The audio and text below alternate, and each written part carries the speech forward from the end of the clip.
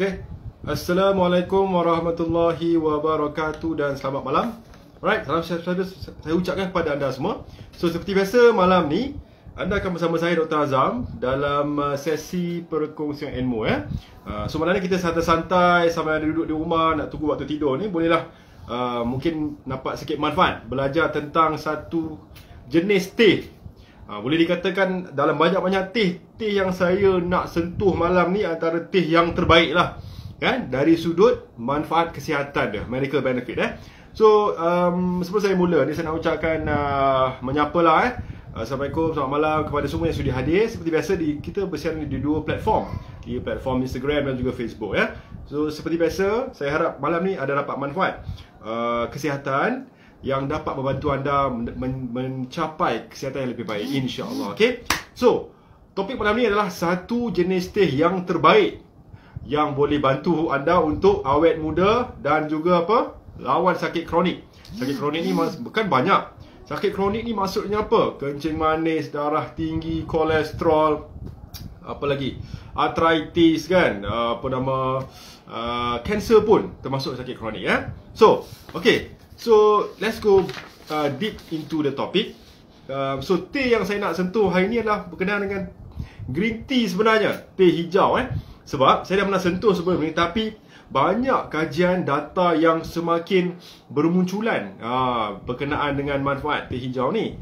Sebelum kita ke teh hijau, green tea ni kan, kita nak tahu sikit apa benda, info lah, general info berkenaan dengan green tea So, teh ni semua jenis teh, tak kisah teh black tea ke, teh hitam, teh hijau, green tea kan, oolong tea atau white tea, teh putih pun ada.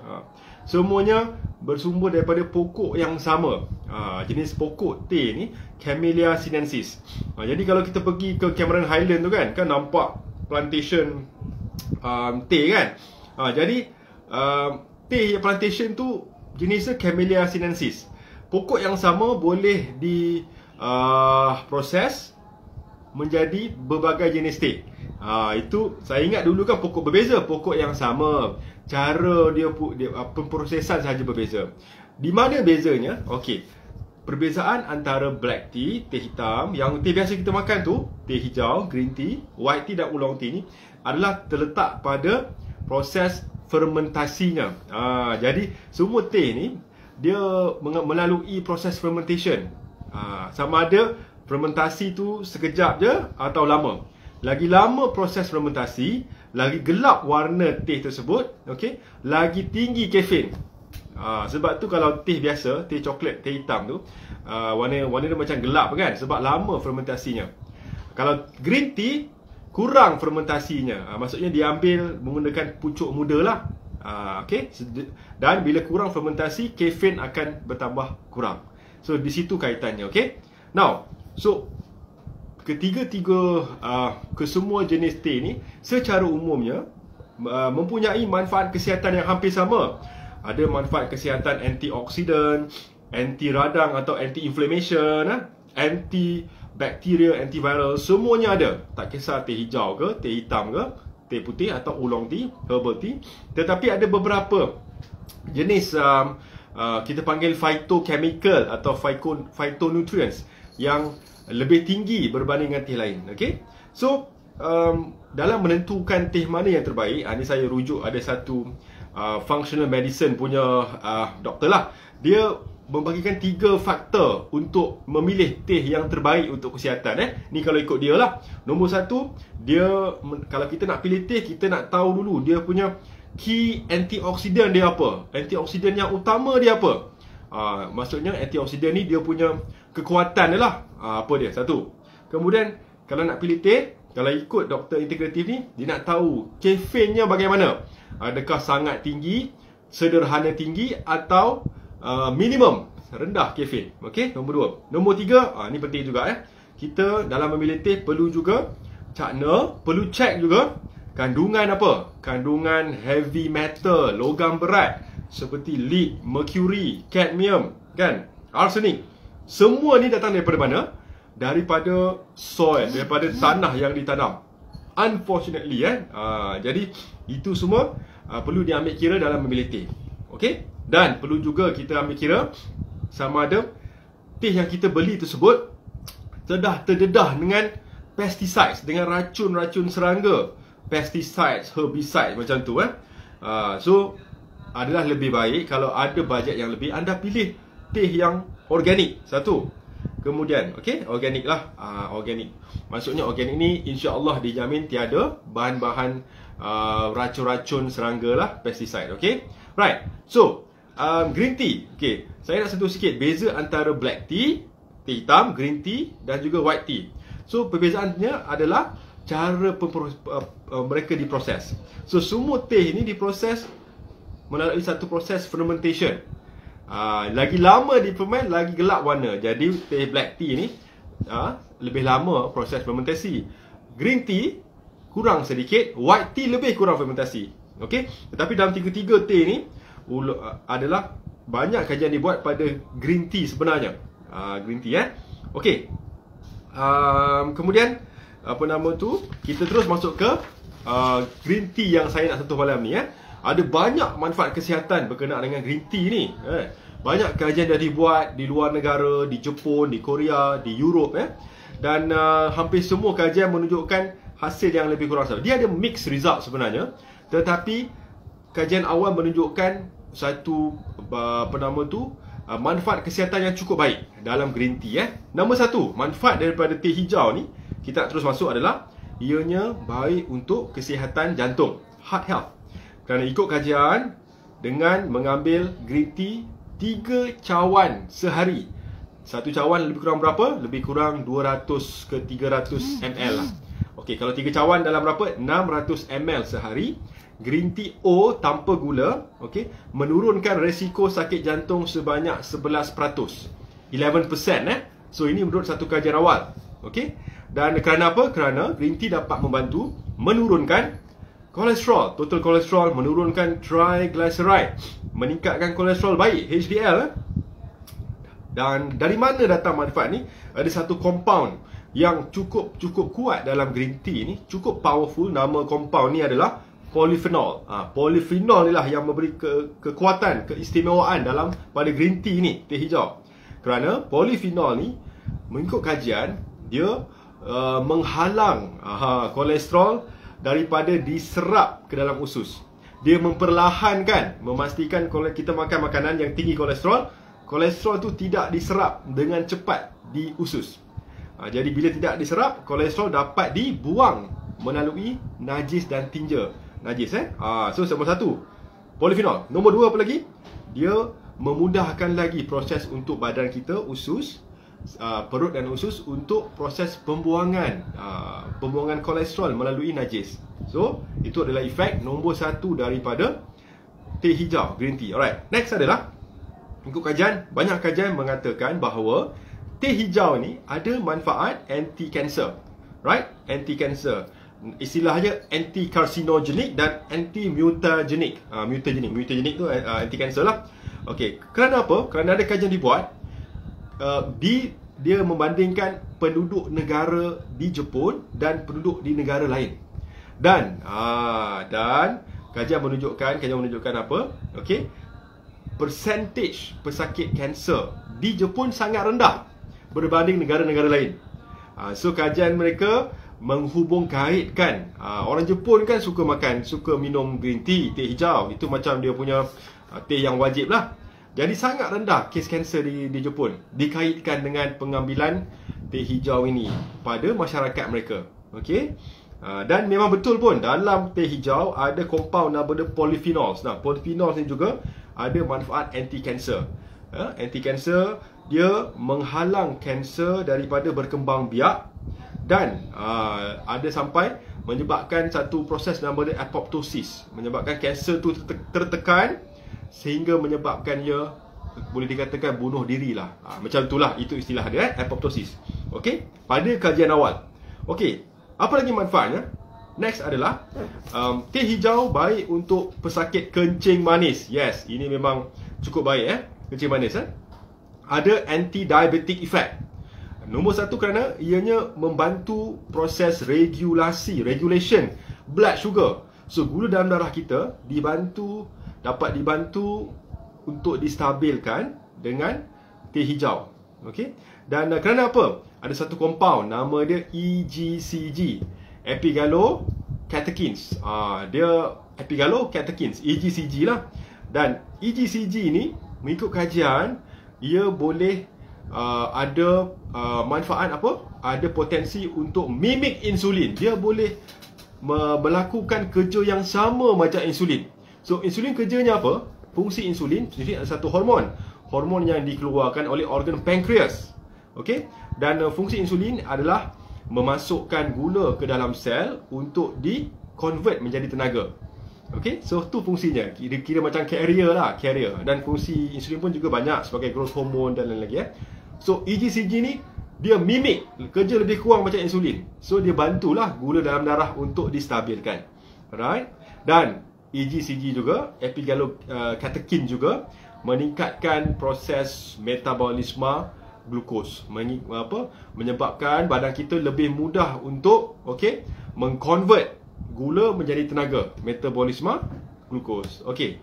Tu jadi untuk penyakit kecil manis cukup baik mengamalkan teh hijau. Next adalah ada manfaat liver protective. Okey.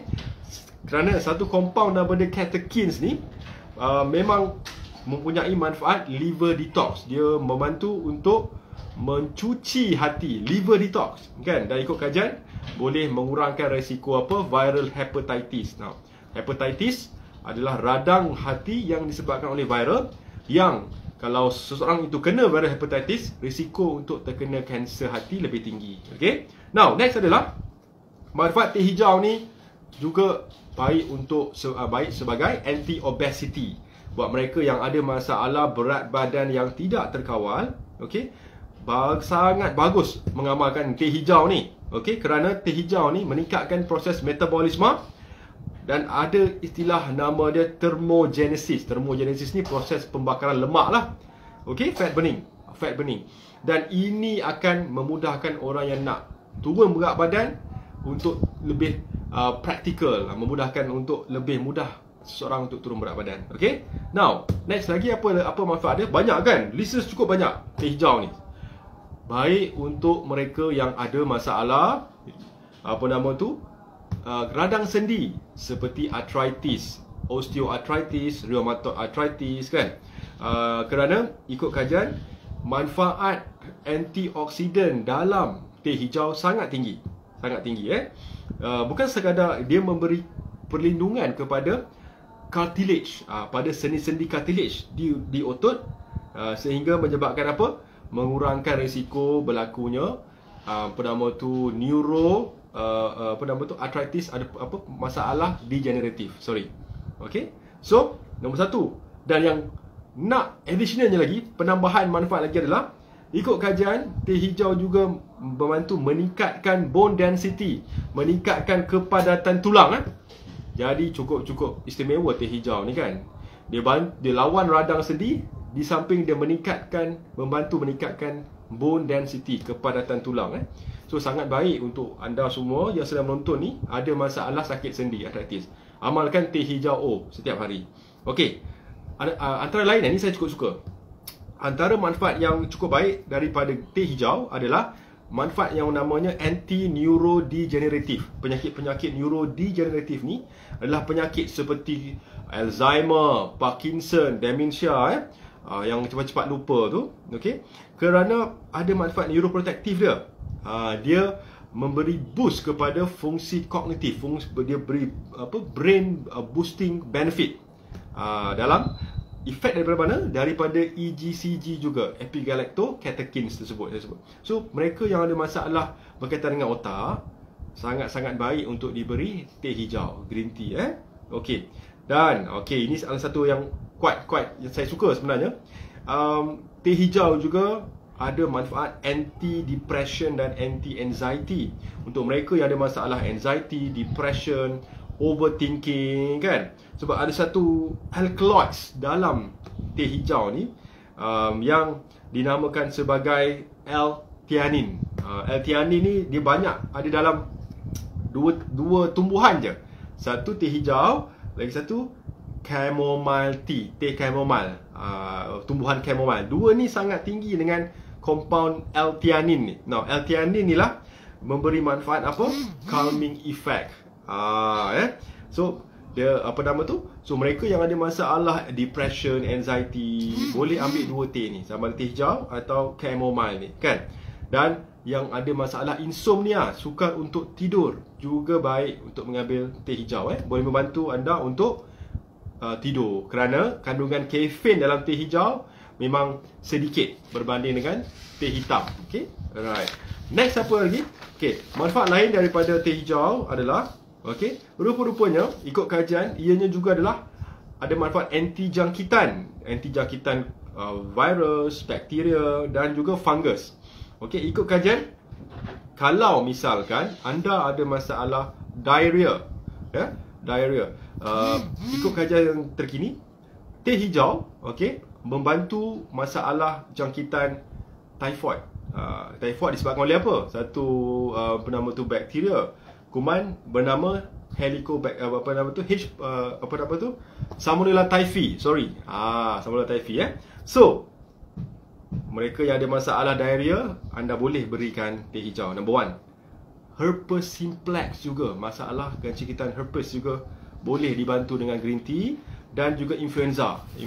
So, anda kalau ada flu ke sesama, minum green tea banyak-banyak, membantu badan anda melawan influenza. Okay. Dan kalau yang ada masalah jangkitan Candida ini adalah fungus. Biasanya wanita ada masalah candidiasis, atau istilah dia apa, keputihan lah. Juga baik untuk mengamalkan teh hijau, kerana dia ada manfaat anti-fungus, okay, dalam green tea. Okay, next apa lagi? Ni yang saya cukup suka juga. Teh hijau juga baik untuk gut health, untuk kesihatan sistem GIT, gastrointestinal tract. Sebab, okay, kandungan polyphenol ni. Jadi malam ni anda kena hafal nama compound polyphenols ni, sebab cukup istimewa. Polyphenols ni, kalau ikut kajian, ia adalah manfaatnya memberi makanan kepada satu bakteria baik, probiotics, nama dia Akkermansia. Akkermansia ni sekarang dalam functional medicine punya doktor dah banyak mengkaji tentang satu jenis bakteria baik ni, Akkermansia. Dan Akkermansia ni juga ada manfaat apa? Dia mimik kepada insulin. So number 1, bakteria ni fungsi dia mimik insulin. So apa dia buat? Dia membantu proses metabolisme glukos. So bila ini dibuat, level gula dalam darah akan stabil. Okay, number 1. Dan Akkermansia ni apa dia buat? Dia memastikan, okay, kita panggil gut flora. Gut flora ni maksud perut kita kan ada bakteria baik dan bakteria jahat. Okay, contoh apa bakteria jahat? Saya dah banyak kali sebut, H. pylori, Helicobacter pylori. So biasa kalau anda ada masalah gastric ulcer ke, mesti ada buat sama ada blood test atau buat urea breath test kan kat hospital. So kenapa dia check bakteria tu? Sebab bakteria ni meningkatkan risiko peptic ulcer. Kalau ada tu, memang anda risiko tinggi lah. Now, Akkermansia ni melawan bakteria tersebut. So anda bayangkan memang cukup baik Akkermansia ni. Okay, so manfaatnya macam 1001 manfaat. Okay, teh hijau ni. Cuma sekarang soalannya, berapa banyak saya kena ambil, doktor? Berapa cawan ni? Takut overdose lah. Okay, betul. So kalau ikut recommendation, jangan lebih pada 3 cawan sehari. 2 hingga 3 cawan per day is good enough. Sebab satu cawan lebih kurang 250 ml, 250 ml tu ada mengandungi 60 mg kafein. Okay, so kita tak nak overload of caffeine. Sebab kalau katakan anda ambil 5 cawan, 5 kali 60 dah berapa dah? 300 mg of total caffeine dalam sehari. Memang akan bawa masalah sikit lah. Nanti malam anda suka nak tidur kan. Kalau ada juga beberapa orang yang sensitif terhadap caffeine, mungkin ada masalah jantung berdebar, palpitations kan. So limit your green tea intake. Jangan terlalu banyak. Ni kucing saya pun dah ni cakap-cakap ni kan. Tak apa. So limit 2 hingga 3 cawan sehari. Okey, sekarang cara nak buat macam mana doktor? Ni menarik Saya pun baru dapat data ni, info ni. Okey, setiap teh ni kan, cara anda, dia punya apa nama tu, goal, kita punya goal method. Kalau anda nak buat teh ni, anda kena pastikan jangan over steep. Over steep ni maksudnya apa? Jangan rebus terlalu lama. Sebab begini, lagi lama anda rebus dengan suhu yang tinggi, okey, compound phytonutrients yang terdapat dalam teh tu akan semakin hilang. So, saya bagi contoh, saya kongsi dengan anda data. Untuk white tea, teh putih ni jarang kita jumpa lah, kan? Paling lama anda boleh boil dia, steep dia 2 hingga 3 minit saja. Jangan lebih 3 minit. Okey, oolong tea pun sama, 2 hingga 3 minit. Okey, green tea ni rupa-rupanya 1 hingga 2 minit je. Jangan lebih pada 2 minit. Dan kalau nak rebus ni, jangan sampai air yang dah menggelegak. Okey? Sebab bila dah sampai menggelegak, maka kemungkinan phytonutrients seperti polyphenolsnya, seperti catechinsnya, seperti ECG akan semakin hilang. So not more than 2 to 3 minutes of slow steeping.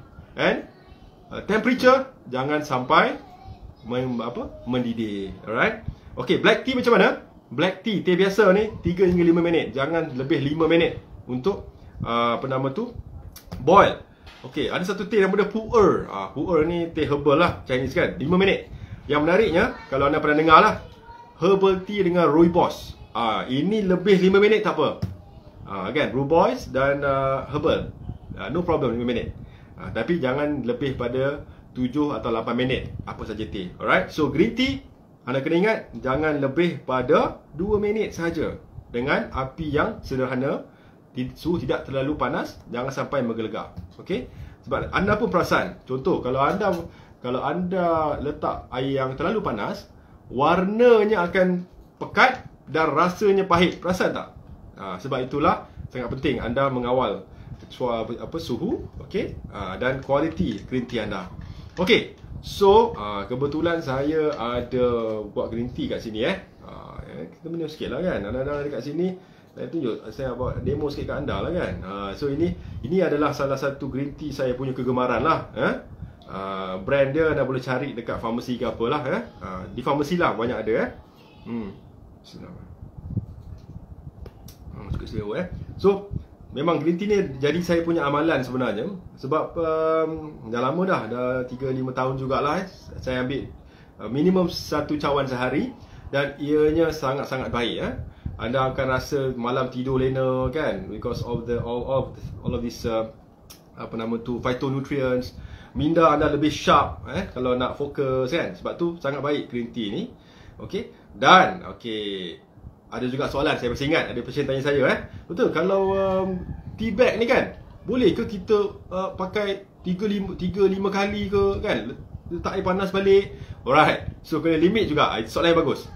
Anda kena limit juga penggunaan satu tea bag ni, not more, jangan lebih pada 2 kali, 2 round sebab bila dah 2 round tu, most likely dia punya phytochemical, phytonutrients dah hilang lah. Okay, so jangan lebih pada 2 kali. Tapi jangan dibuang.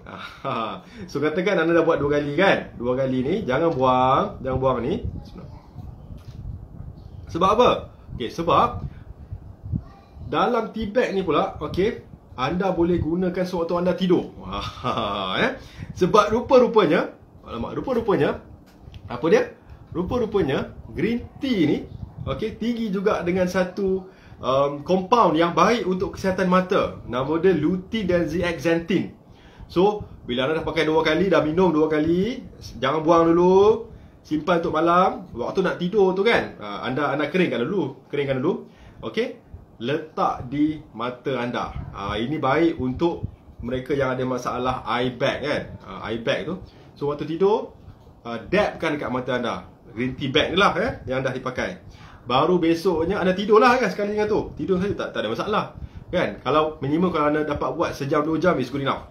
Okey, letak di mata, menghilangkan eye bag. Sebab kita nak dapat manfaat satu, not just the catechins, but dia ada lutein dan zeaxanthin yang baik untuk kesihatan mata. Okay.